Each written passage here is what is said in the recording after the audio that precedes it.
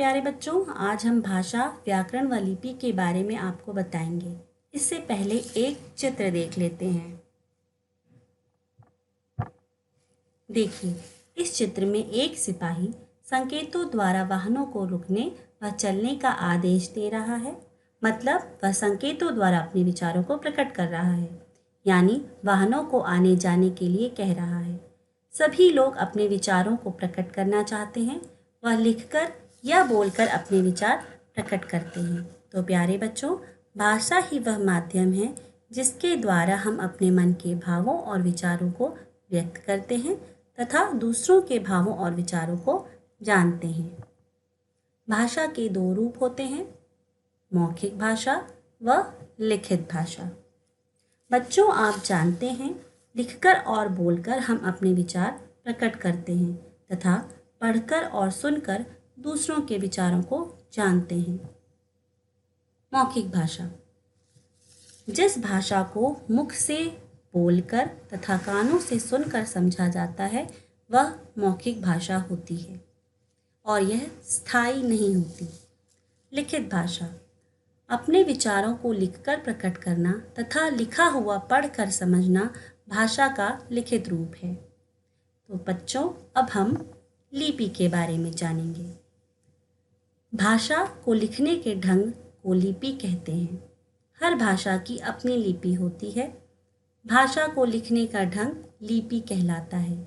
जैसे हिंदी की देवनागरी लिपि है, पंजाबी की गुरमुखी लिपि, अंग्रेजी की रोमन लिपि, उर्दू की फारसी लिपि, गुजराती की देवनागरी लिपि तथा मराठी भी देवनागरी लिपि में ही लिखी जाती है।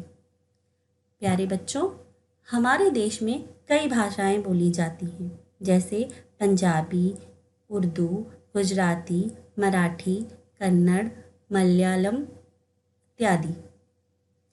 हिंदी इनमें सबसे लोकप्रिय भाषा है।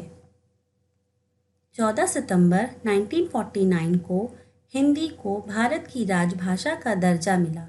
इसी कारण हम प्रतिवर्ष 14 सितंबर को हिंदी दिवस मनाते हैं। बच्चों, अब हम व्याकरण के बारे में जानेंगे। बच्चों, भाषा तथा व्याकरण का संबंध बहुत गहरा है। व्याकरण से ही हमें भाषा का शुद्ध व अशुद्ध रूप पता चलता है।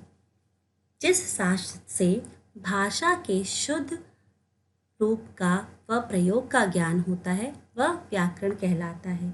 जैसे इस चित्र में बच्चा बोल रहा है, मेरे को बाजार जाना है।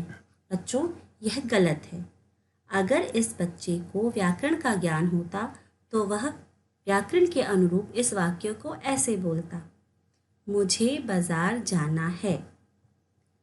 व्याकरण के 3 भाग होते हैं,